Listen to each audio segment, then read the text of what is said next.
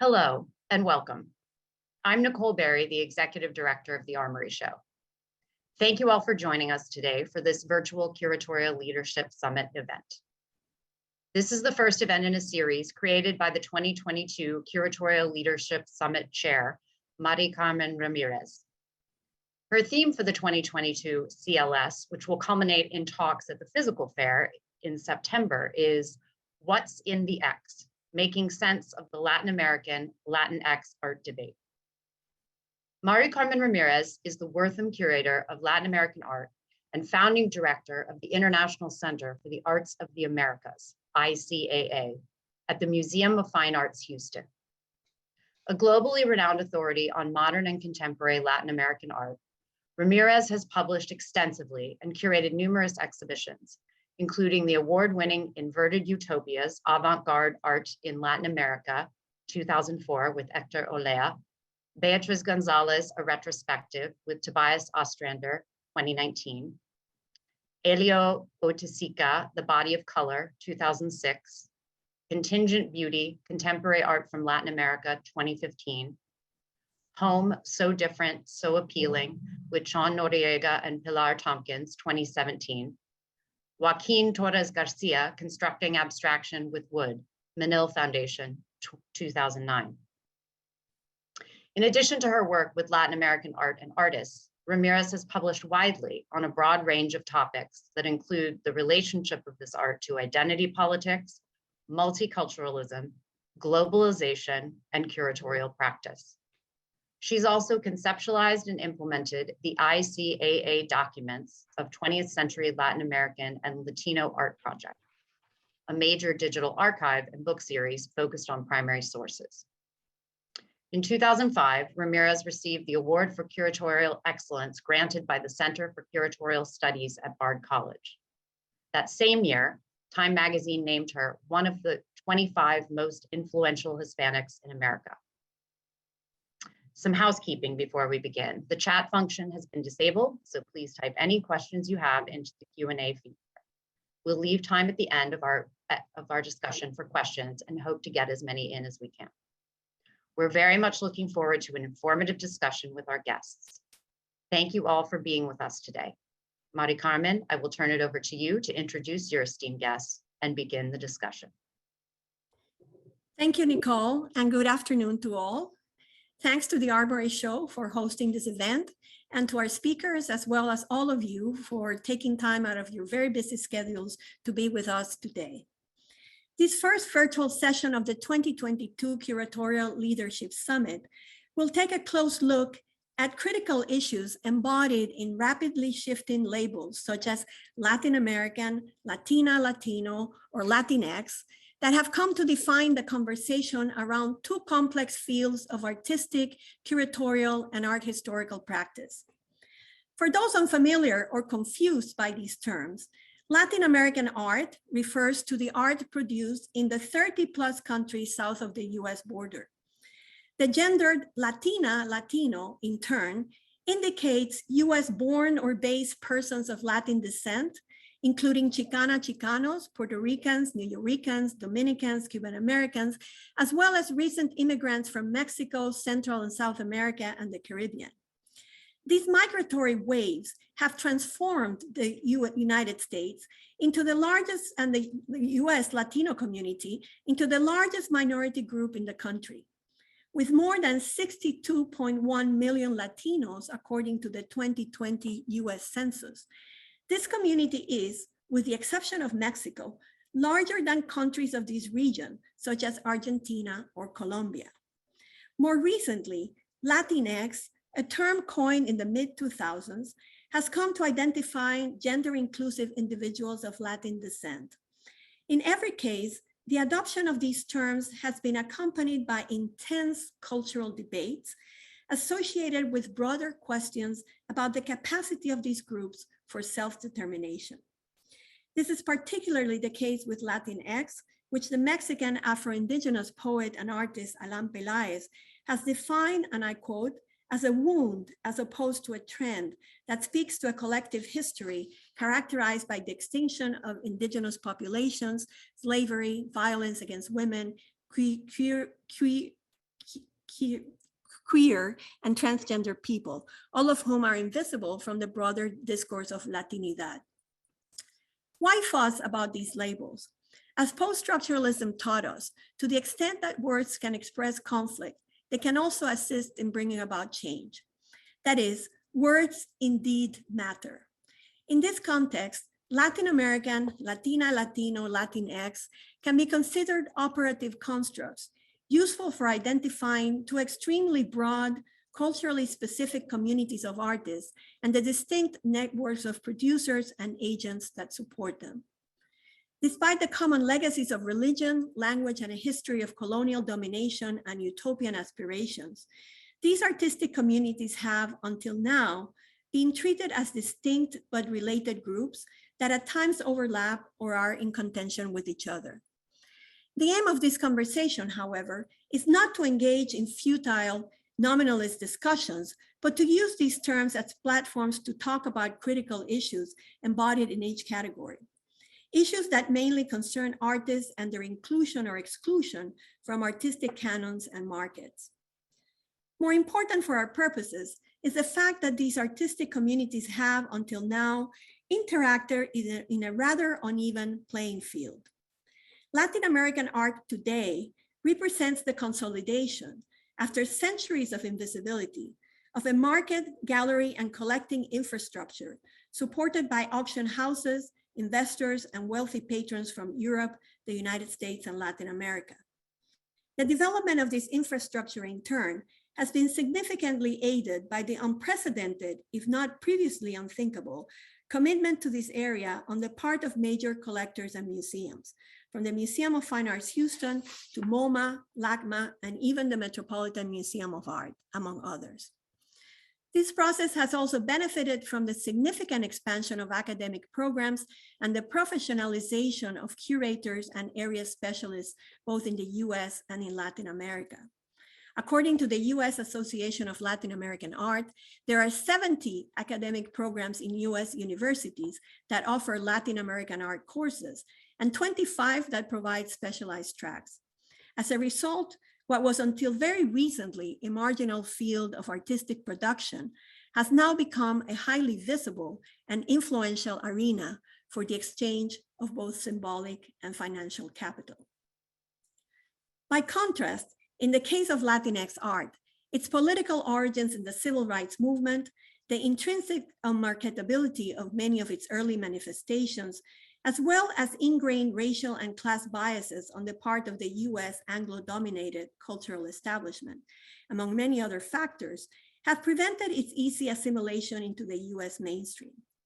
Despite increased visibility and a considerable expansion of its network of agents and producers, this art still lacks the type of institutional, professional, market, and academic infrastructure that has come to characterize Latin American art in the United States. Most art history programs in US universities, for example, not only do not teach Latinx art, but consider it a subfield of American or English studies. Latinx art curators in US museums are still very few, as most institutions tend to hire Latin American art specialists. In the commercial sector, not only are there no specialized auctions for this art, but the gallery network that represents artists from these communities and its collector base, while steadily growing, is still relatively small. As a result, Latinx art has not been actively collected by US museums or major private collectors. Our speakers have all played key roles in the consolidation of the Latin American and Latinx fields and are ideally positioned to shed light on the paradoxes and contradictions at stake. Gerardo Mosquera is an independent curator, critic, and art historian of global stature, who in his extensive writings and practice of 5 decades has organized innovative exhibitions and seriously questioned the category of Latin American art. Roberto Tejada is professor of art history and creative writing at the University of Houston and the author of numerous media studies and poetry collections. Anthropologist Arlene Dávila is the founder of Latinx Project at New York University and the author, among many other titles, of Latinx Art, Artists, Markets, and Politics, the first in-depth study of this art and its relationship to the market. Gilbert Vicario is curator of modern and contemporary art at the Phoenix Art Museum, where he has assembled a collection and organized numerous exhibitions of Latin American, Latinx, and African American art. Cuban, Mexican, Puerto Rican, and Southwest Chicano, respectively, they speak to the diversity and heterogeneity that makes up Latin American and Latinx culture. Please note that more extensive biographical profiles can be accessed in the chat section and the website of this virtual program. Each of our speakers will present for 10 minutes, after which we will carry on a conversation. And we're going to start with Gerardo Mosquera. Gerardo?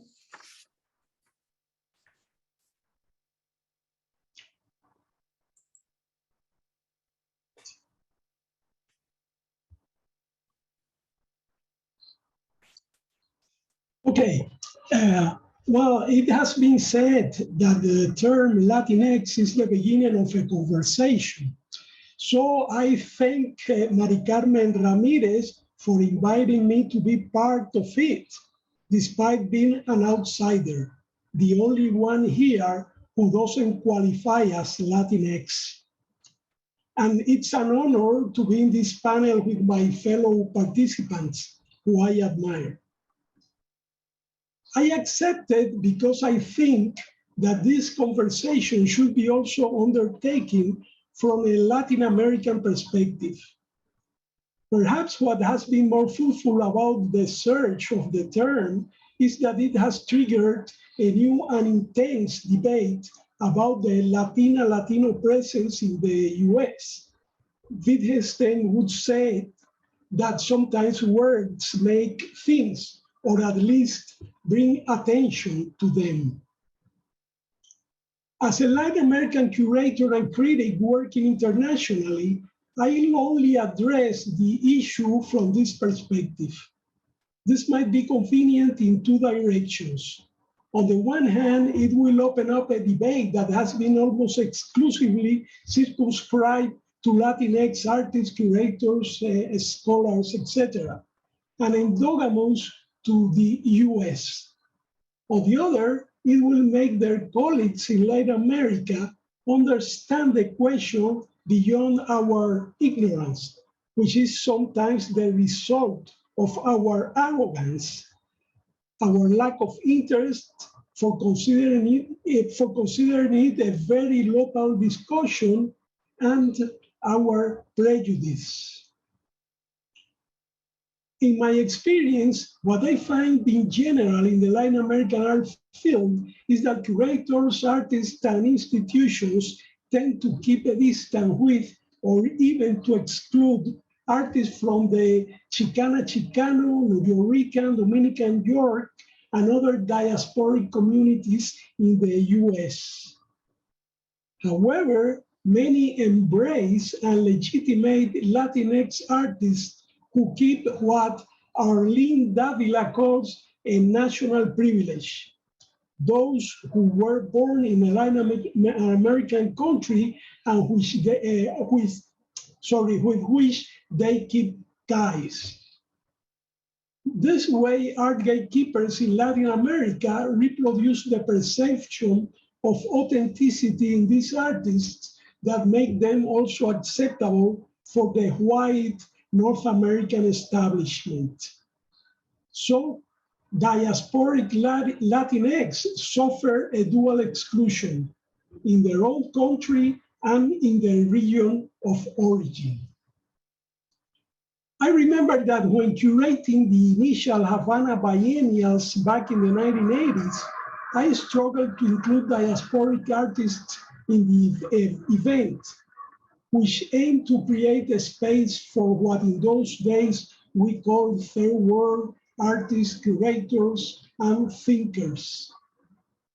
There was such reluctance to their presence among the biennial organizers that members of the diaspora had to wait until the biennial's third edition to participate. The argument was that they didn't belong to the third world, but were American or British, as in the case of the Black British artists. More than 30 years ago, the biennial officials were paradoxically affirming that Latinx art was American art, as it was discussed in a panel at the Museo del Barrio in New York. Such an assertion would sound quite shocking to progressive Latin Americans, given the continent's tradition of resistance to imperialism and cultural assimilation from the US. To think of the Latinx choosing the US in detriment of an inclusive and radical notion of Latin America, in the sense of José Martí's Nuestra América, that is, in the sense of belonging to the South as an epistemic horizon, would be strongly criticized. However, such criticism would emanate from lack of contextual knowledge. As E. Carmen Ramos has stated, to say that Latinx art is American art is a political statement because it fights against the exclusion of Latinx artists in their country of birth of residence. There's no contradiction in Latinx claim of the US as their country, together with their keeping and proclaiming the rainbow of differences summarized by the term. Also, the formula of curating exhibitions in the US, putting together Latin American and Latinx artists, has been criticized for favoring more the Latin American ones than the Latinx ones. However, there are important affinities between the two of them, and there is always the danger of ghettoizing and isolating. In any case, the situation is different in Latin America. To include them both in shows organized there is a way to confront exclusion and racism, to legitimate Latinx art, and to claim their belonging to the South as a place of enunciation, as well as a direction and a zone of agency and creation. It could be argued that the context of Latinx art is very specific, but we can say the same about Jamaican, Amazonian, or Cuban art. Under the idea of Latin America and the Caribbean, we pack together the diversity of some 30 countries by emphasizing shared general historical and cultural similarities within a geographic frame, and the affirmation of their difference vis-a-vis North America and Europe. This construct is operational, and as María Carmen Ramírez has pointed out, it has come to identify an intellectual field that refers to a series of practices, problems, and paradoxes. My position has been to stress the cracks, the fragments, tensions, and contradictions within it without denying the macrocohesive factors. As a curator, I have always advocated for blurring borders, for unity within difference, and for the right to opacity. If the agenda for Latinx art in the US should be to claim that they belong to that country, in other scenarios, the agenda could be switched to embrace its belonging to the South, because Latinx is the South in the North. To move in and out could be a fruitful tactic. Latinx art has suffered from being sentenced to be local and contextual, and to mainly circulate within its country. A challenge for us curators is to break away from this sort of segregation to project Latinx art beyond the Americas into global circuits. This doesn't mean erasing art's response to its context. On the contrary, art's contextual effectiveness should contribute to its global legitimation as long as we don't label it as global for being aseptically cosmopolitan. May I have my slides, please? To make clear my take on these problems, I'm going to briefly refer to Ante America, a show co-curated by Carolina Ponce de Leon, Rachel Weisz, and myself in 1992. It was the first broad contemporary Latin American art show to be conceived, curated, organized, and funded in the South, in Bogota, and exported to the North. Are you seeing the slides? Okay. The exhibition aimed to redefine Latin American art and the very idea of Latin America. It reacted against and confronted prevailing stereotypes about the region, its art, and its culture. It remapped the continent by including for the first time in a Latin American show African American, Chicano, Native American, and New Yorker artists, as well as others from Haiti and the English-speaking Caribbean, while Argentina was excluded on purpose. Quotas per country were not only intentionally avoided, but subverted.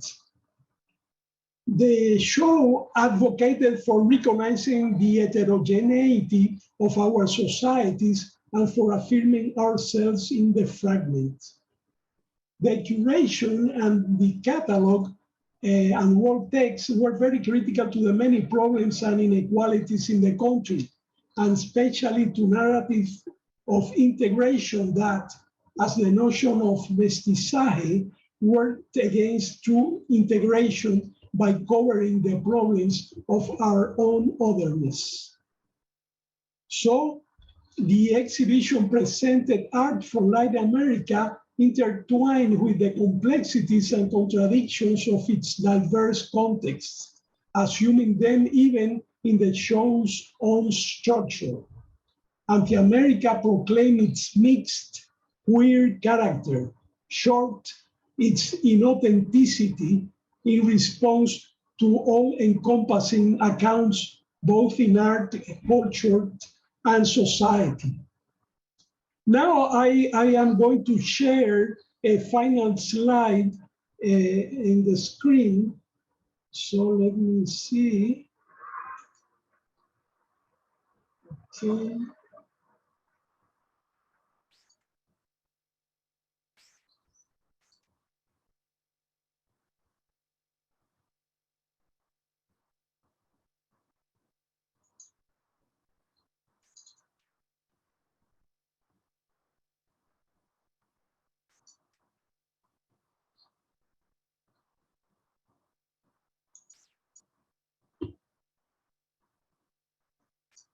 Okay, as you can see here, 41% of the actors included in this show were from the US, and more than a half were living outside Latin America. So this very inclusive idea about the show was really, to criticize secluded and exclusivist notion of Latin America.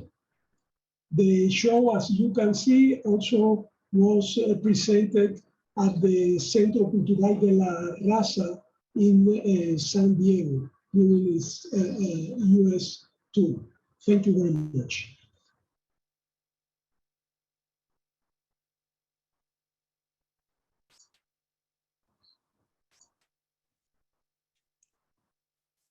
Thank you, Gerardo, and thank you so much for bringing back Ante America, which was an exhibition that was so crucial and important to so many of us.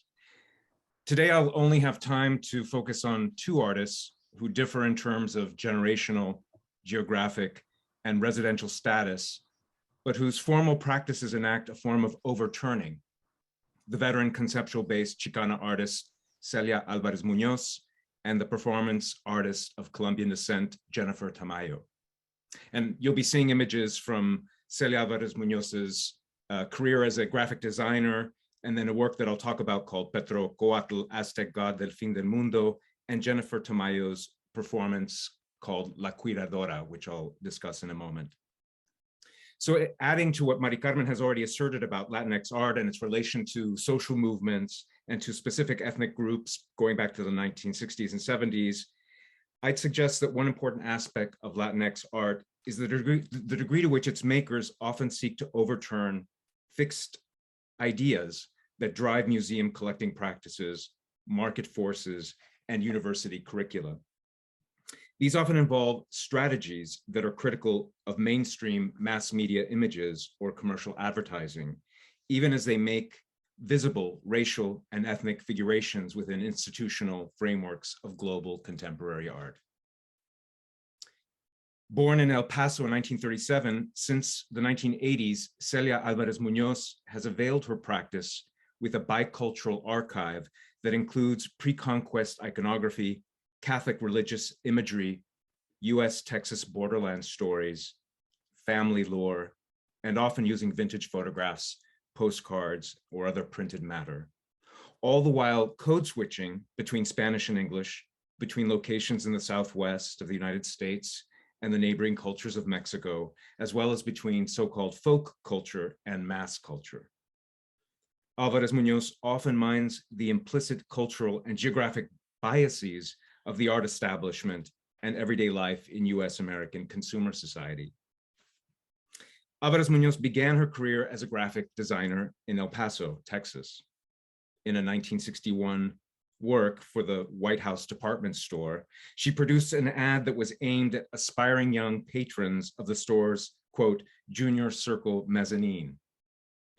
Alvarez Munoz rendered the trim grayscale figures in skin tones that suggest a light shade of brown, and she lampooned binary gender roles by weaponizing a traditional nursery rhyme. With a sardonic interrogative, sugar and spice, question mark, followed by the bilingual quip, que nice, Alvarez Munoz employed the working class function of the vacilada, a Mexican and Mexican-American verbal tactic of everyday interaction given to reversing social, sexual, and racial hierarchies with a playfulness that deflates the power relation of any pretense to solemnity or aggrandizement. Through her corpus, this artist stages these little insurrections of this kind.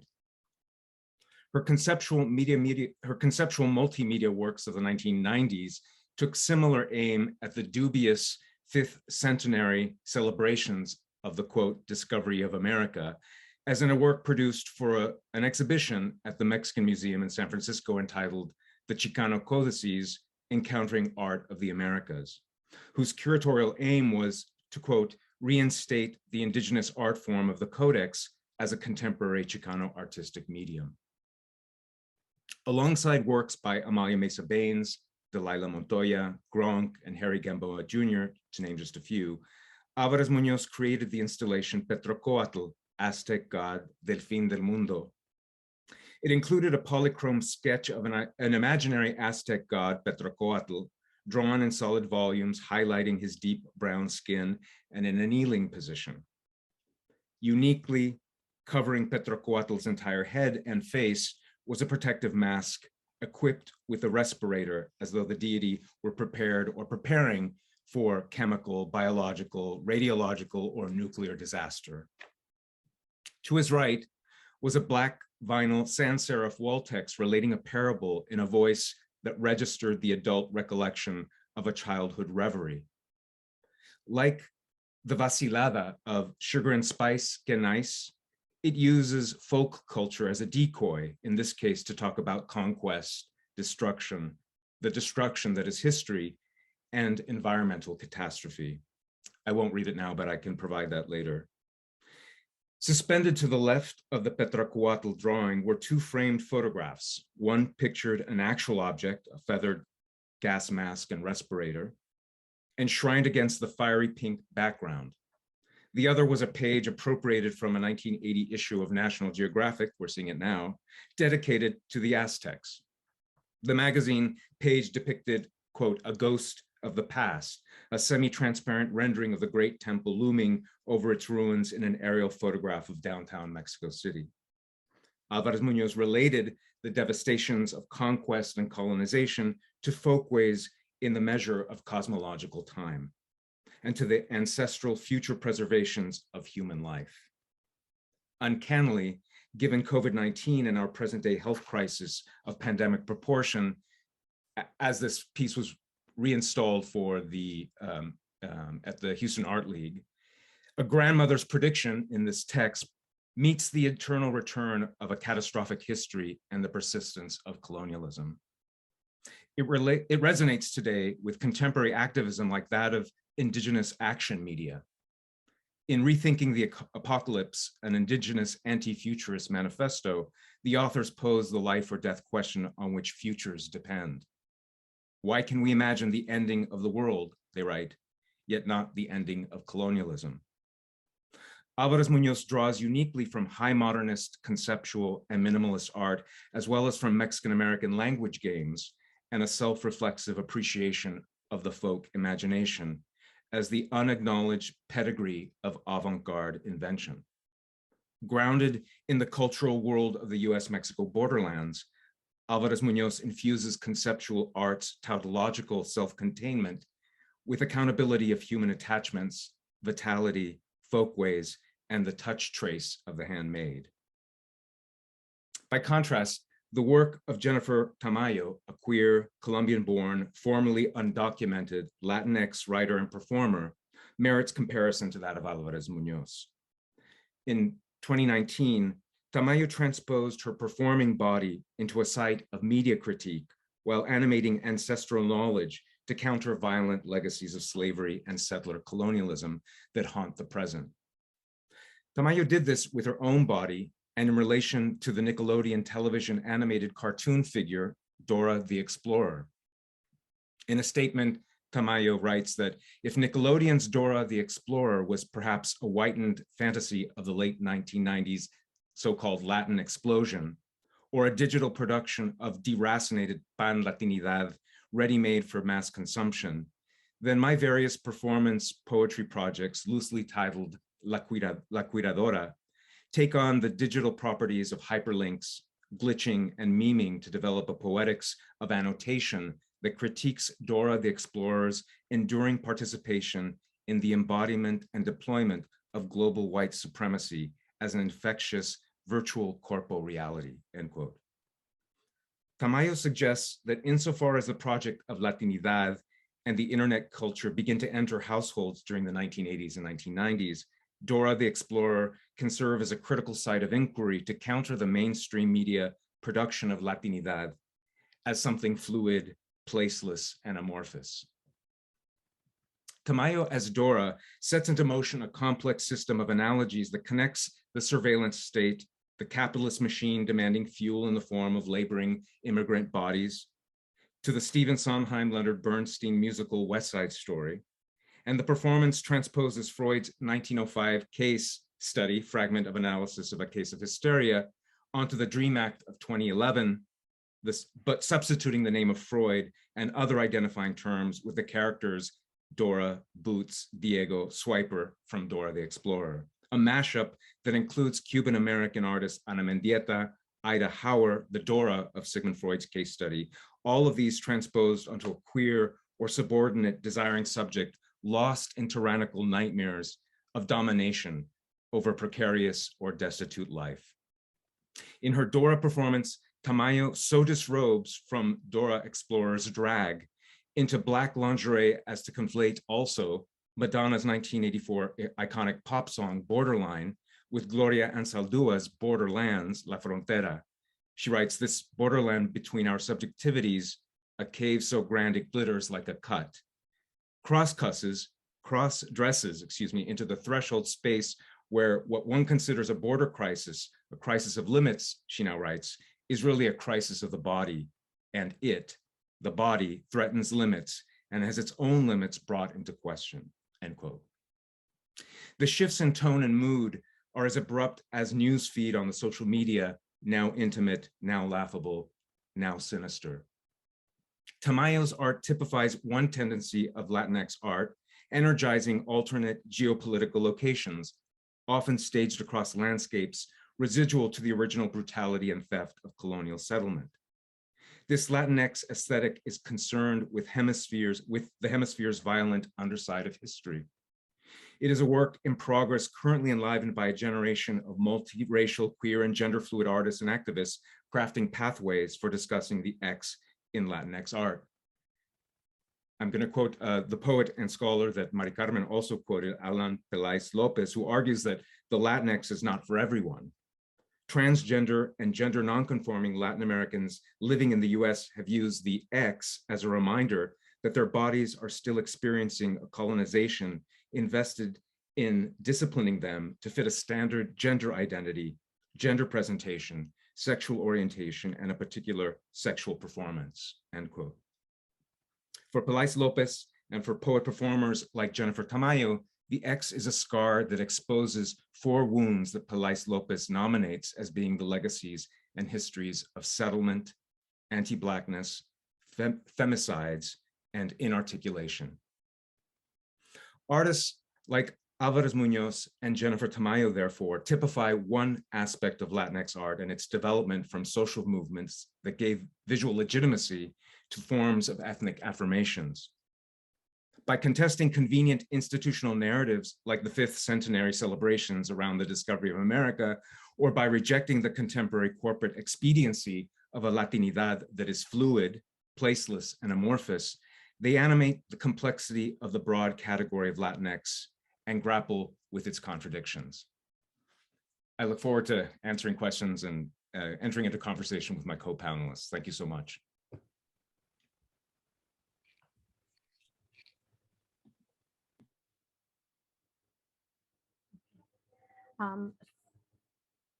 Thanks to, I want to make sure I'm finding the word. Okay. Thanks to Mari Carmen for organizing and providing the space, Armory for hosting us, my co-panelists, and everyone who's tuning in today. I must admit that when presented with this very generous invitation, I hesitated to participate.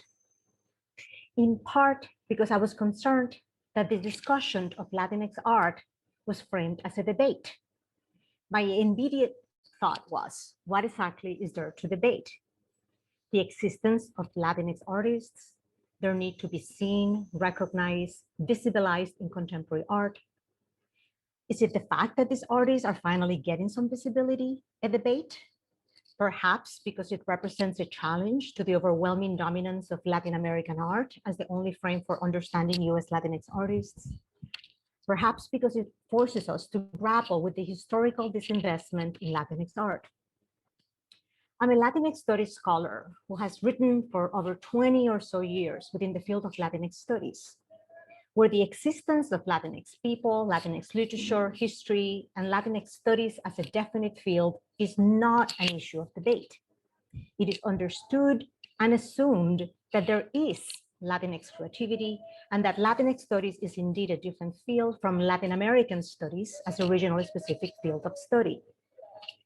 Hence my surprise at finding that in the contemporary art world, people did not know or recognize who Latinx artists were. Indeed, when I started my research years ago, most of the galleries and art professionals that I interviewed stumbled or immediately pinned Latinx art with Latin American art and artists. This was one of the primary motivators for writing my book, Latinx Art, the need to address this puzzling fact. Now, how is it possible that all the professionals I interviewed neither knew or recognized Latinx artists, especially when they were operating from some of the cities where Latinx artists are all around us, from Queens, the Bronx, but also across the United States, from Chicago to LA. How is it possible when in everyday life we can easily summon the idea of Latinx consumers or voters, or imagine this population through a range of other stereotypes in the public imagination? Why is it so difficult to really imagine Latinx artists? Think for a moment about how whenever we discuss the idea of Latinx consumers or voters, or we don't immediately summon Latin America as the frame for understanding.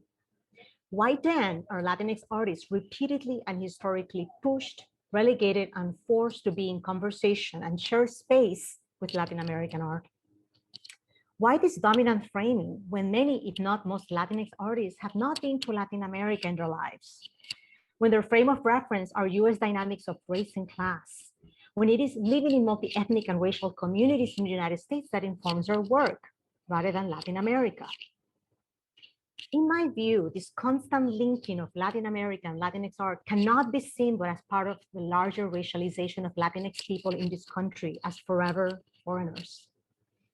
It is evidence that we still cannot grapple with the diversification of the US population and the mere fact that Latinx people are American too. Now, we know that in the dominant US imagination, anyone with a Spanish language surname is regarded as Latinx or Latino, irrespective of backgrounds or histories. And indeed, the Latinx population is diverse, composing people with diverse histories, including those who were born and raised for generations and those who have had more recent arrival histories, people from across nationalities, ethnicity, and race. So some people may find Latinx identities confusing. Yet what makes someone Latinx is not confusing. It is their minoritized status in the United States, the lack of national privilege or linkages and networks of support with countries of origins, their historical marginalized racialization as US Latinx, which is experience lived by Latinx on account of having been historically racialized as such in this country. In opposition to scores of Latin American artists, creatives, and expats who have lacked this experience, who may come to the United States with cultural capital, educational capital, racial capital, often hailing from middle-class backgrounds to either study in the United States, many of whom have historically desentified from Latinx identities to claim the more marketable identity of Latin American or else of specific nationalities. I'm Mexicano, I'm Colombian, and so forth. The fact is that for decades now, Latin American art has been well represented in the mainstream art ecosystem.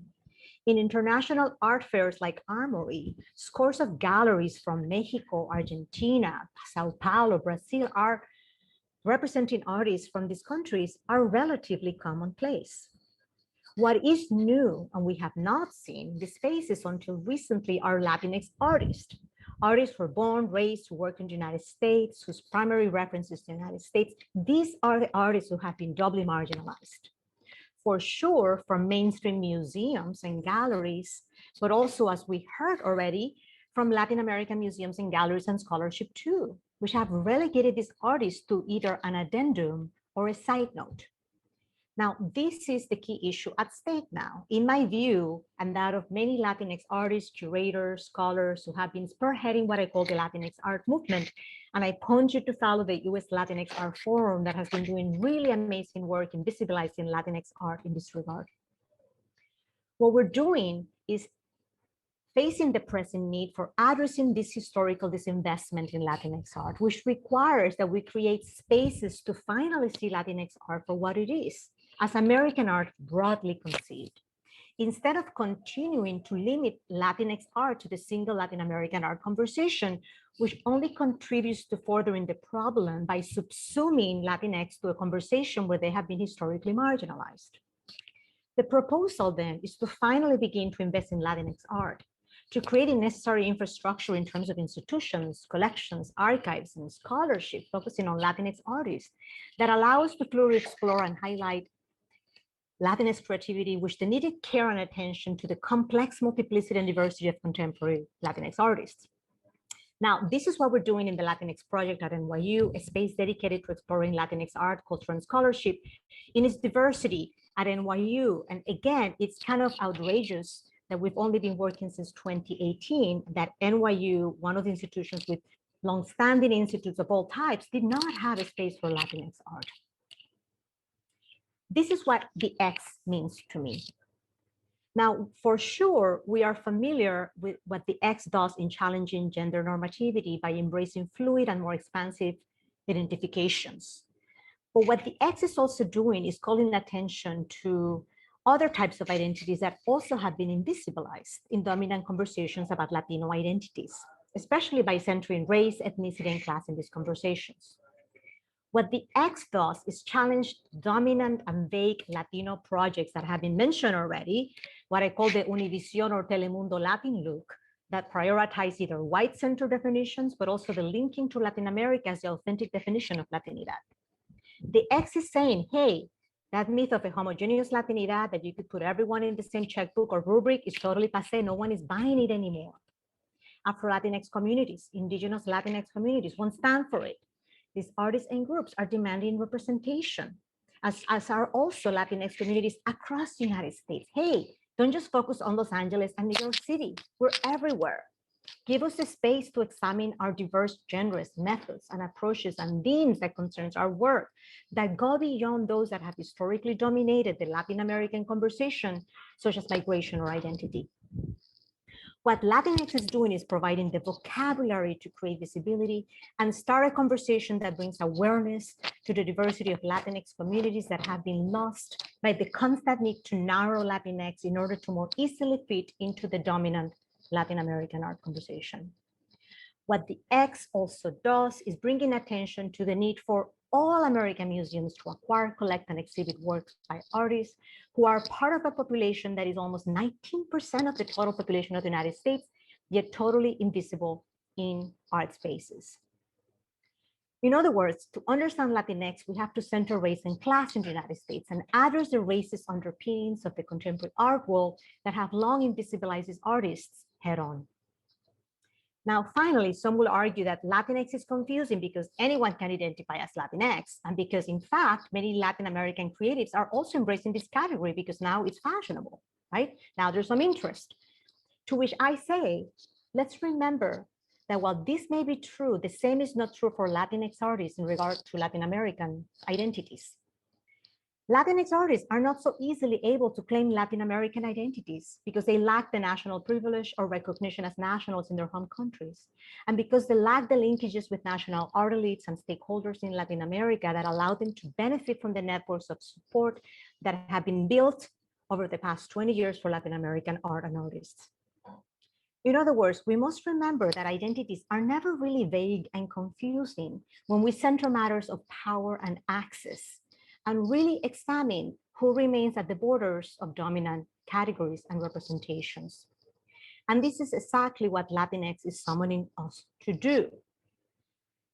So in closing, I urge curators who are listening today to move away from the dominant script of pinning Latinx art to Latin American art as the only frame of conversation. Let's think about our Latinx artists in relationship to Black diaspora art.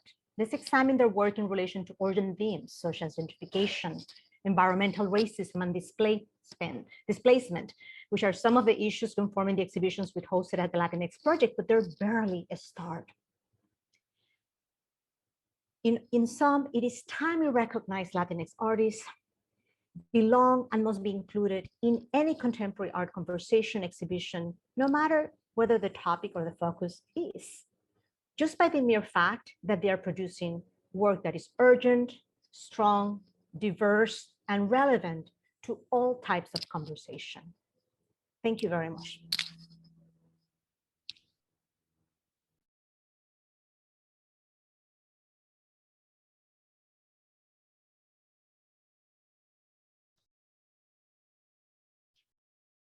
Good afternoon. My name is Gilbert Vicario, and I would like to thank Nicole Berry of the Armory Show and Mari Carmen Ramírez for allowing me to give a testimonial of my relationship to this topic at hand. Andrew is going to be my co-pilot, and he will be, I think at some point, in just a second, we're going to share screen. And I will let Andrew know when it's time to advance the slides.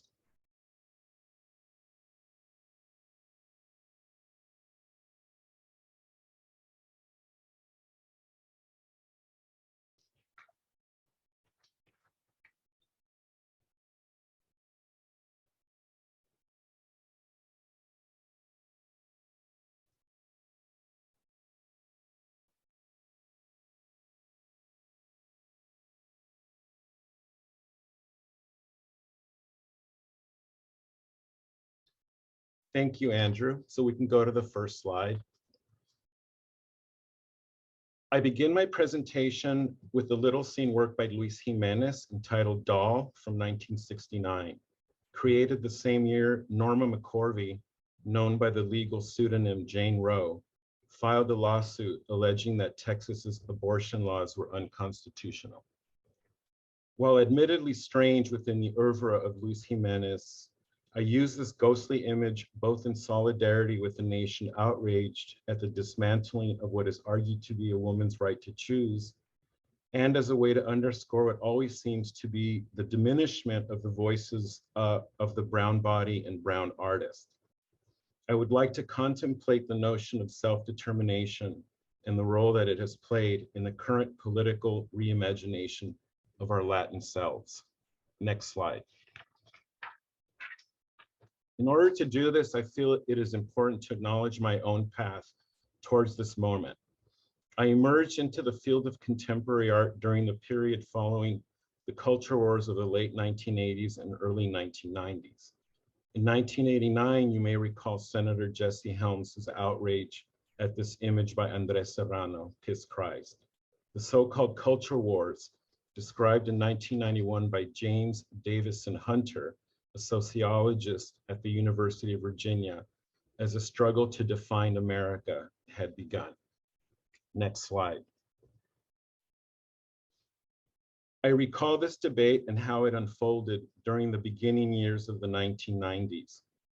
My earliest direct involvement in the art world came in 1992 and in a protest exhibition called Countercolonialismo that countered the celebration of the quincentenary of the quote-unquote discovery of the Americas.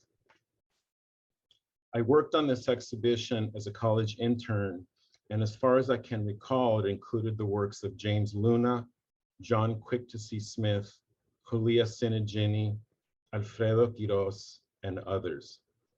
Those are just the ones that I can think of off the top of my head. Both of these experiences coming after an undergraduate program that was rooted in conceptual art and film history and working with Eleanor Anton and Faith Ringgold. Next slide. I am reminded that during this tumultuous decade, which saw the rise of the AIDS epidemic and multiculturalism, in the face of the dark political moments of the Reagan and Bush administrations, artists of different ethnic and sociological backgrounds came to the forefront of contemporary culture through a combination of social protests and activism that challenged conventional orthodoxies of taste, religion, and sexuality. A collective faith in objects and the profound meaning they carry produced a watershed moment of change that helped pick away at the weak, commercially sanctioned art movements such as neo-expressionism of the 1980s. Next slide. This in turn was an incredible art historical moment where key principles of 60s conceptual art were merged with a return to object making to convey personal stories, political urgencies, and the persistent questioning of social and gender norms. The ensuing artistic production was best encapsulated in the watershed Whitney Biennial of 1993, which was dubbed the political one.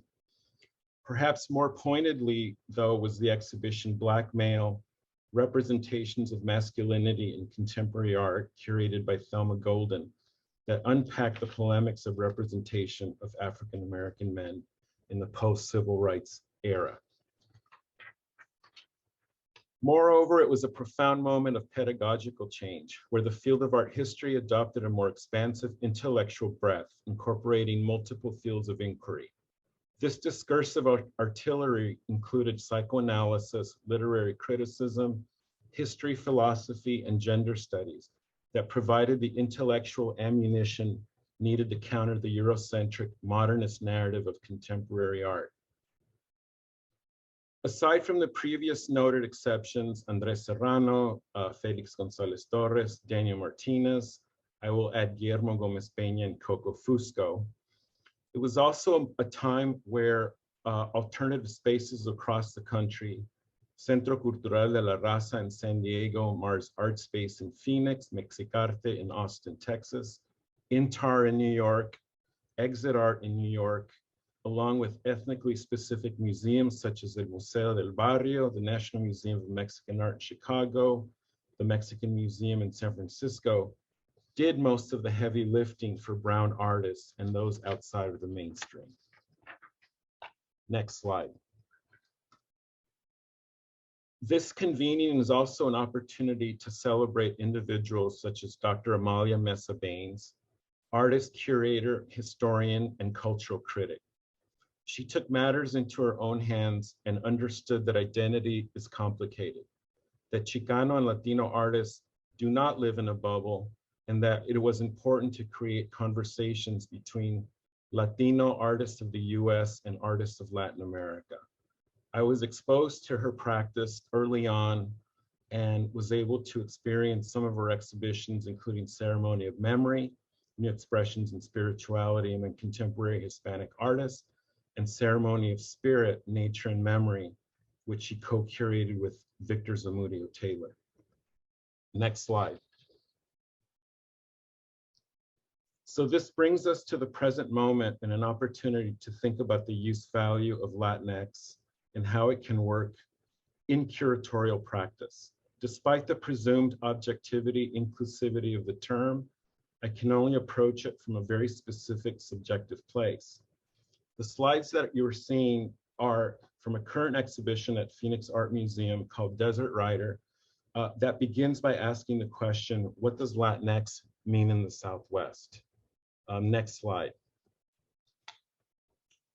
Actually, if you can go back, I think some of these slides are some of my slides are missing.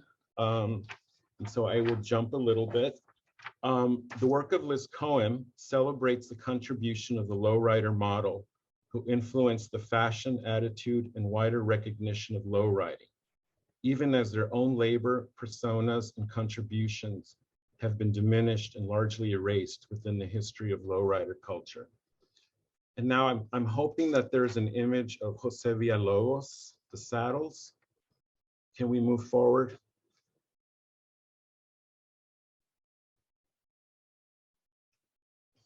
Keep going. Keep going. Okay, so unfortunately, some of my best images are missing from this presentation.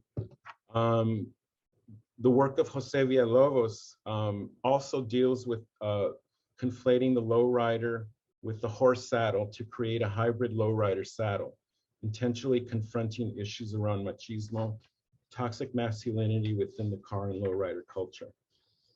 If we can go back now to Teresita Fernandez. One thing that becomes very clear is that erasure and disappearance continues to be a favorite subject for many Latinx artists. I want to conclude by reconsidering the nature of this debate. Far from being a mere neologism, I can't help but wonder if Latinx can galvanize artists, curators, art historians, cultural critics, patrons, and yes, collectors through the persuasiveness of its cultural value.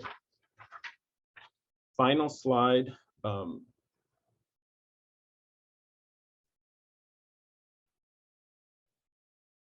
Next slide. Laura Aguilar. I'm not here to challenge or comment on the semantics of the word Latinx.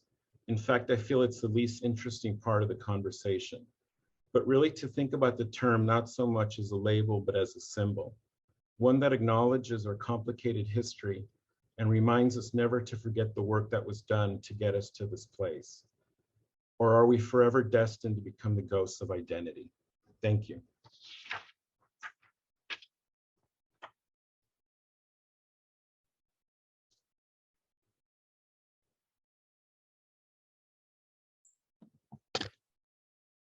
Thank you very much to Gerardo, Roberto, Arlene, and Gilbert for very illuminating presentations from many different points of view. We're running short of time, and I'm hoping that our audience, those of you who are interested, will remain with us for some extra minutes while we try to sort out some of the many and very complex issues that have been raised in these presentations. I would like to pose questions to some of our speakers and use them to generate a conversation. Gerardo, Gerardo, can you turn on? Gerardo, are you there? I'm here, yes. Okay. In your presentation, you bring out a key issue, and I know that Arlene is trying not to, deny the fact that we are in a debate between Latin American and Latinx. She and I differ in that position. I don't want to make a lot of it, but I just would like to understand one of the key issues that you brought up, which has to do with the art of the diaspora, of the Latin American diaspora, and the biases that you perceive in Latin America against this art, which we can call the art of the diaspora or Latinx art. To some, this may come as a surprise, given that by some estimates, up to 10% of the population of key countries of the region has migrated to the United States in the last few decades. So there is a relationship between Latin American countries and the so-called Latinx population of the United States. It also contradicts this biases that you were talking about, contradicts the enthusiastic reception in these countries of Latino music and other forms of popular culture. So to what kind of factors do you attribute the resistance or even the reluctance or this reluctance? Why is the reception of either Latina, Latino, or Latinx visual art different from manifestations of popular culture? And do issues of race and class play an inevitable key role here? I really think so. What I've seen in very general terms is that mainly Chicano, and Nuyorican art has been considered too primitive, too literal, too folky, even exoticist and pamphleteer. So I think that our judgment has been made by many in Latin America from a kind of aristocratic artistic canon, which is, I think, based on issues of class and race in many cases. Not in all of them, because, for instance, in Cuba, where you don't find these class issues as in the rest of Latin America, perhaps, they have the same reaction to, perhaps as like a mimetic way, to look at this art. I think that that was, I said that by bringing Latinx artists into Latin American art shows in a Latin American context is a political affirmation because it goes against racism and legitimates Latinx art in this different milieu. Yes, but I think there's a basic issue here. There's one issue that has to do with the artistic production, what artists are producing on both sides of the border, which quite frankly, it's not very different from each other.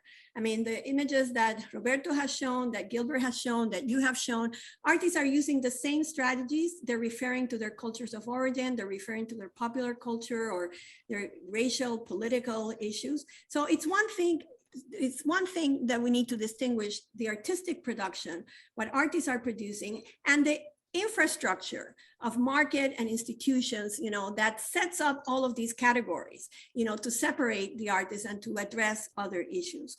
And in that sense, I would ask Roberto, because he claims in his presentation that Celia Alvarez and Jennifer Tamayo are working in registers that fall outside the common parameters of US or Latin American art. And yet I can think of dozens of artists from all over the continent, since as far back as the 1960s until today, that have employed similar resources associated with media networks, consumer culture, performance. There are a number of them, from Beatriz Gonzalez, Antonio Caro, Sildo Meireles, etc. So I think that we may be there may be an overstated effort to legitimize, in the effort to legitimize, you know, Latinx art and bring attention to what we know are the limitations of the infrastructure. I mean, there's no denying of that, and nobody's questioning that. But I think in the process of establishing a presence for Latinx art, we may be establishing false or self-imposed dichotomies between both latitudes of art production. And so the issue being said, it's not so much art itself, but the way that it has been extrapolated, validated in terms of the market and the inequities which have dictated and continue to dictate that market today, for which there is absolutely no denying. So it seems to me that this is an important distinction to be clarified. It's what is at stake. Is it the art making or is it the marketplace? Can I say something? Well, I am asking Roberto first, and then you can. I have another question for you. I'll just briefly say that certainly the artists that I've presented and others like the ones that Gilbert has shown could be compared to works prior to or parallel to their work that are derived from Latin America. I would say that the one difference that one cannot deny is the question of migratory realities that artists of Latin American descent, recent or generationally conditioned, are responding to what happens both at the level of political, familial, generational, and social level in a migratory circumstance in the United States, which is tied to the economics of the United States. I mean, wasn't it Idelbar Avelar who said something to the effect that Latin America is always identified with US imperialism? Well, in a sense, what's taking place internally is also a kind of response to neoliberal practices and the way it wants to assimilate identities. Yes, but we have to remember that there are also many Latin American artists living in Europe and all over the world. And so the question of migration is not just restricted to the United States. Although it's a question that is very much present in a lot of contemporary artistic production all over Latin America. That's true, but just in terms of scale, Mari Carmen, I mean, the scale of Latin Americans in the United States can't be denied, right? No, so, absolutely. Yeah. Absolutely, yes. What I wanted to add was kind of critique that tendency to say, look, Latin American artists are doing this. It's very similar to US Latino artists. I think we've been doing that for 20 years. My question is, why are we not comparing the output of Latinx artists to what African American artists are doing, Asian American artists, all other types of multi-ethnic groups, other type of American artists, right? I bet you that if we did that, we'll find very similar parallels. Right? I completely agree. Exactly, but we haven't done that. Instead, the pressure is always to, and we've done that, you know, Curatorial, so many exhibitions that take that approach, right? I beg to disagree with you because I don't think that we have done that. I think that we are in the beginnings of that, trying to do that.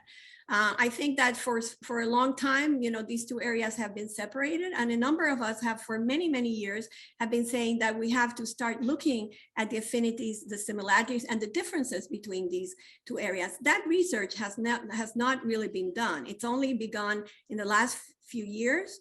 There's a trend since Pacific Standard Time.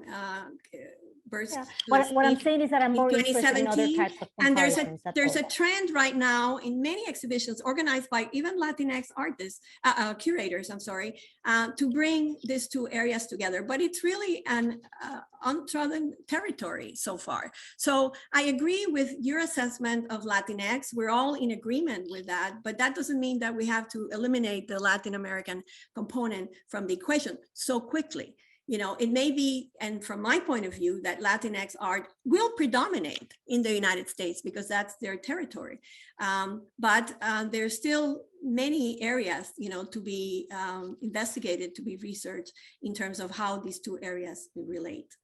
Or just to historicize briefly the exhibition history that Gerardo brought up, Ante America, or a journal like Third Text, which were so crucial to those of us in the late 80s and throughout the 90s. Yes, I mean, there's been a number of efforts, and we have all been part of those efforts. But it is only now that this issue of Latinx has really come to the fore. It's ripe for, even a boom, because the market is going to pick up, at some point. I'm convinced of that. And so things are changing very rapidly. And that brings me to the question that I have for Arlene, which is, having said all of that, we know, and you have recognized how complex the category of Latinx art is.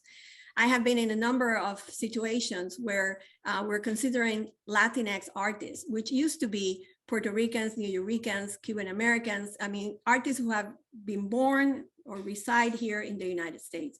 But as of late, and over the last 5 or 10 years, we have many immigrants from Latin America, from Argentina, from all these countries that have made their home in the United States. And so you have stressed, and a number of people who are involved with Latinx art, that this art needs to be treated as American art.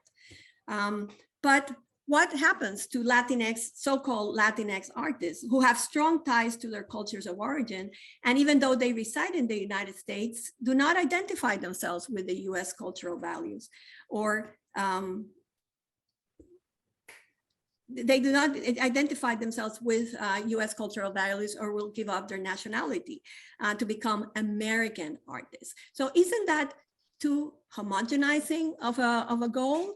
And isn't there something to say about a middle position that does not partake of either the culture of origin or US culture? Can Latinx be an independent force, if you might want, that has its own cultural values and can really raise the stakes in all of these cultural debates? I think I addressed that both in my book and in my remarks just a second ago. I think that if we center power, race, and racialization and how people identify, that question is very easily addressed. That's why I talk about national privilege, because indeed there are people from very different backgrounds, right? But what I'm referring to are those people that will not be exhibiting, the people that we have been invisibilized. There's no question about who those artists are. And I want to highlight one issue, that no identity, right? Like critiquing Latinx because it's messy. What identity is not, right? Let's think about American art, right? All identities are messy, but what finalizing having the vocabulary to think about the US Latinx population in the context of the United States, the same people that we racialize on a daily basis and say, hey, those people are also artists and they're not in museums. As simple as that, right? It allows us a point to begin to address the diversity from the perspective of US Latinx. That doesn't mean that within the group of Latinx, you're not going to have different experiences. But the fact that we would do it by centering the US Latinx experience as opposed to subsuming it within the Latin American conversation, right? It's really so generative. I'm not subsuming it under the Latin American conversation. I just don't want it subsumed under American art. Well, many others would disagree with you, right? And that's your perspective. But I think that many Latinx artists will welcome the category of American art, because we want to challenge the category of American art. Some Latinx artists will welcome that, but others not necessarily. And I just question why you're trying to subsume them all under American art. I'm not. And I think that what we do, scholars, when we talk to artists, I don't know if anybody here, before we talk about artists, how do you identify? What is their background? We create archives, we create categories, and we use them fully aware that they're exercises from that allows us to begin questions, right? It's not the end, it's the start of the conversation, Mari Carmen. So I agree, I completely agree. Exactly. That's why I'm surprised that it's so definitive in some areas, but I'm not going to belabor the point because I like to get to Gilbert. Thank you, Arlene. I'd like to get to Gilbert about, I think you've made an eloquent point about the shifting nature of identity and how all of us who are involved, the artists and all of us who are involved in Latin American and Latinx art, occupy and speak from several different positions at the same time. And you have described your own trajectory since the 1980s, moving between Southwest Chicano, Latin American and Latinx art. Huh? 1990s. 1990s, I'm sorry, maybe older than you are. So do you see this straddling back and forth between fluid categories as a restriction or as an asset? Can this mobility, which ultimately implies, you know, that the dynamism of being in America can be put at a satisfactory standstill by just, you know, the force of an X, or saying, you know, I'm just exclusively Latinx. What does it say about this category, and what does it say about our use of these labels? Well, I grew up in San Diego. I grew up along the border. I was first generation Mexican American. So I never lost a connection to Latin America, Mexico. And I think a lot of people, a lot of Latinx really are used to code switching, or as comfortable operating in a quote unquote American or North American context as they are in Mexico or in other parts of Latin America. So I don't really see that as such a stretch to try to occupy two very different spaces simultaneously. I think that's, you know, part of the contradiction and part of the complexity about who we are as Latinos, Latinxers in the United States. So I've always felt that that was an asset, and clearly something that's informed, as Amalia Mesa Baines demonstrated very early on in her curatorial practice, was really really acknowledging the fact that Chicanos are aware of what's happening outside of their geographic areas in which they live. There were exhibitions that reached to Chile in the 1980s that were done in solidarity with a lot of the military dictatorships that arose in Brazil, Argentina, and other Latin American countries. So I think that just goes to show that you know, the term can be as nuanced and as complex as we allow it to be.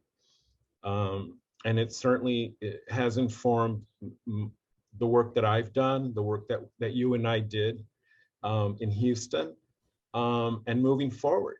And so, you know, really as I said in my presentation, I'm just sick of debating, you know, whether it's Latinx is truly a term that we're all going to embrace.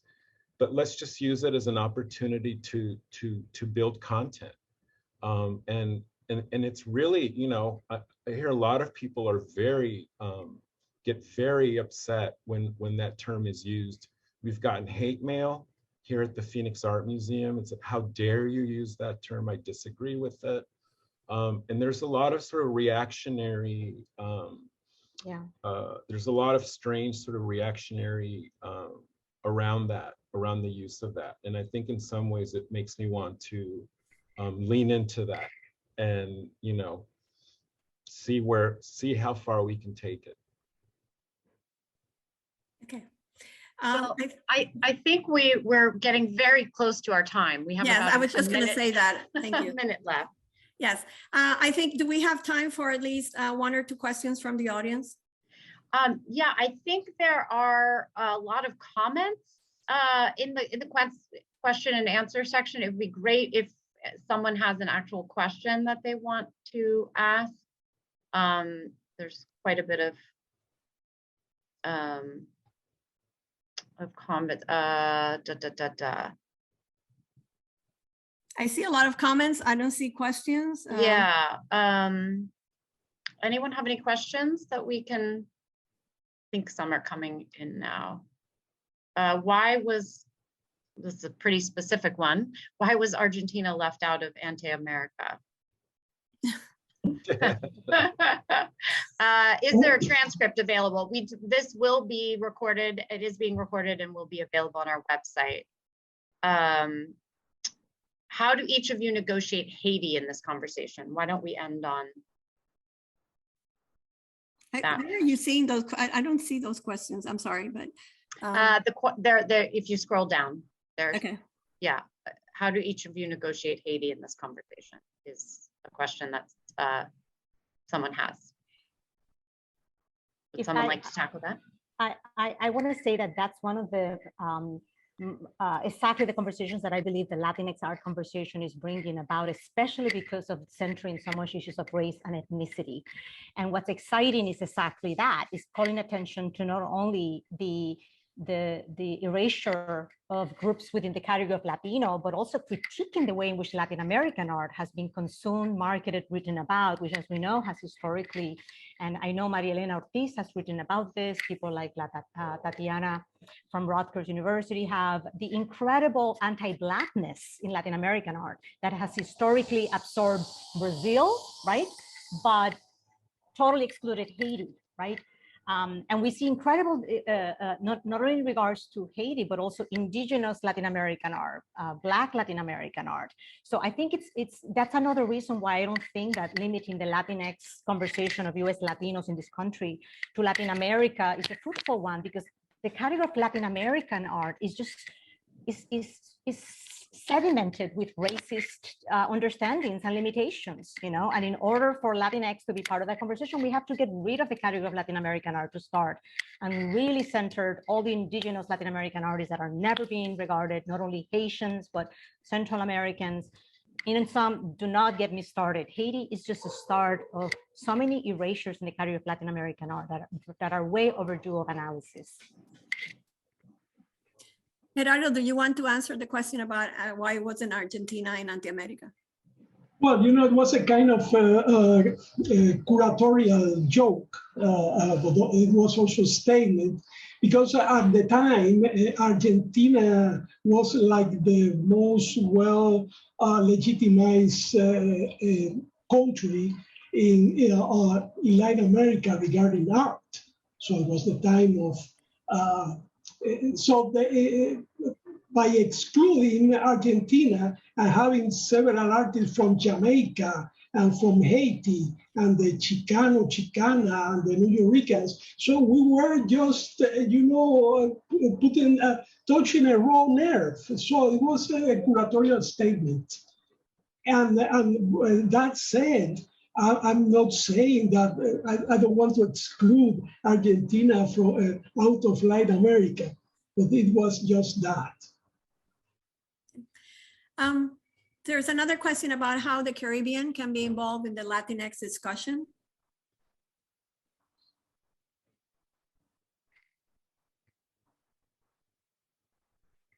Have we answered that in terms Arlene of, answered that. And Arlene answered that, okay. Yeah. We have just a few more minutes. Maybe one more question was how can the market, I've now lost the question, hold on 1 second. Do we see Latinx artists rising in the current art market environment? If not, what needs to change in order for this to happen? Yes, I think that's a good question. And perhaps Arlene may want to address that. Yeah, I want to say that much has been said about the fact that now you will see more Latinx artists I was just at Frieze, for instance, I counted 3, right? And people are like celebrating it. And I'm thinking there's 19% of the US population is Latinx. The fact that we have 1 or 2 Latinx artists in a major gallery is not a cause for celebration at all. And in fact, I'm very curious as to how the Latinx, Latin American armory, right, conversation, because I have seen the development of this focus region. And again, not surprisingly, we have always more Latin American artists, even within this section, and Latinx artists are always less and hard to find, even within the section that is supposed to highlight them. So what I think needs to happen is we need to have a section on Latinx art, period. And a dedicated section on Latinx art would be really a great start to really shed light into these artists that right now are invisibilized, hidden under the Latin American umbrella, and not, or maybe 1 or 2. For a gallery to have 1 or 2 Latinx artists and celebrate that, I don't find that a cause of celebration. Far from it. We have a lot more to do to actually get the sliver of representation that is due to these artists. I agree that there's still a lot to be done, but there are signs of progress on the horizon. Even during the pandemic period, there are at least 5 or 6 galleries and spaces that have opened up dedicated exclusively to Latinx art. That was unthinkable even a year or 2 years ago. So I think the pace is beginning to pick up. I know there are initiatives on the part of the Mellon and the Ford Foundation to fund positions of Latinx curators in key museums. So there are a number of things that are happening that I think will, in a few years, hopefully will bear fruit and will at least pave the way for a change and a transformation to take place. I think that's oh, I'm sorry, go ahead, Gilbert. No, and I just want to say, don't forget that commercial galleries taking on the work of Latinx artists goes hand in hand with cultural institutions, museums. And I'm definitely seeing that happening now, especially for more senior artists of Latinx, artists in their 70s and 80s. All of a sudden, there is a great demand for their work and ensuring that their work does get collected by these institutions. And I have to say that, yes. Go ahead, Maria Carmen. No, go ahead. Finish. No, and I was also going to say, and I also know that a lot of very, very high-end galleries are starting to have these conversations about getting into Latinx art. And that's just because I've spoken to a number of them. So I think that's going to, beg the question of is how do we control this without it becoming, a circus? And how do we, have a little bit of a hand in determining our fate and how we get remembered as part of the cultural record of this country. Yes, I mean, I have been predicting for quite a while that there will be a boom of Latinx art. And when that happens, other problems are going to surface. But in the meantime, I think there's been change in major institutions. I know the Museum of Fine Arts Houston has already galleries dedicated to both Latin American and Latinx artists. And our project, the ICAA Documents Project, has been for the last 20 years a Latinx and Latin American project. So there's avenues where things have been advancing slowly and perhaps out of the glaring limelight. With that, I think that we can end, and I'm going to leave. I want to thank everyone, our speakers for a fantastic panel, our audience for staying with us even beyond the time limit, and Nicole and the Armory Show for having organized this. And I will turn over to Nicole. Thank you so much, Maria Carmen. Really, this was a wonderful discussion. Obviously, we could continue it. We will continue it at the Armory Show in September, and look forward to seeing all of you there. But thank you very much for your thoughtful presentations, the discussion, and to everyone who didn't get their questions answered. We will continue this discussion. This discussion is just beginning. And also, Andrew shared in our follow-up to thank you for attending. We'll share some of the links with more information about some of the organizations and shows that were discussed today. So thank you all for your attention, and thank you for joining us today. Maria Carmen, Gilbert, Arlene, Roberto, Gerardo, thank you, and we look forward to seeing you soon. Take care. Bye-bye.